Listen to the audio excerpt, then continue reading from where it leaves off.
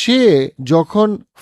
French colonization দেখতেছিল as a psychiatrist এবং সে মুসলমান ছিল, সে বোঝার চেষ্টা করতেছিল 1960-65 এর দিকে বা 1930 থেকে 1960 এর দিকে, যখন সে পুরো ব্যাপারটা দেখতেছে, সে দেখলো আফ্রিকান স্লেভরা আসলে ফ্রেঞ্চদেরকে একদিকে ঘৃণা করে কারণ তারা তাদেরকে কলোনাইজ করছে, আরেকদিকে তারা আসলে একটা সময়, লম্বা সময় কলোনাইজেশনের পরে দ্য স্লেভ হেটস দেমসেলভস, যে কৃতদাস, যে দাস, সে নিজেকে হেট করে এবং the slave wants to become like the master. এবং সেম জিনিসটা আপনি বাংলাদেশিদের মধ্যে, পাকিস্তানিদের মধ্যে, ইন্ডিয়ানদের মধ্যে, আফ্রিকানদের মধ্যে দেখবেন। আমরা লম্বা সময় যেহেতু একরকম দাস ছিলাম, আমরা নিজেদেরকে হেট করি মনের অজান্তে, আমরা ইনসিকিউর, নিজেদেরকে লো মনে করি এবং আমরা মনে করি আমরা যদি কোনোদিন একটু ফর্সা হইতে পারতাম, একটু ইউরোপ আমেরিকানদের মতো হইতে পারতাম, তাহলে আমরা সভ্য হইতে পারতাম, কারণ আমরা তো অসভ্য। এবং আমরা সভ্য হওয়ার জন্য আমরা যদি তাদের মতো হইতে পারতাম, তাদের মতো চলতে পারতাম, আমাদের ছেলে মেয়ে যদি বিল গেটস হইতো, আমাদের ছেলে মেয়ে যদি বারাক ওবামা হইতো,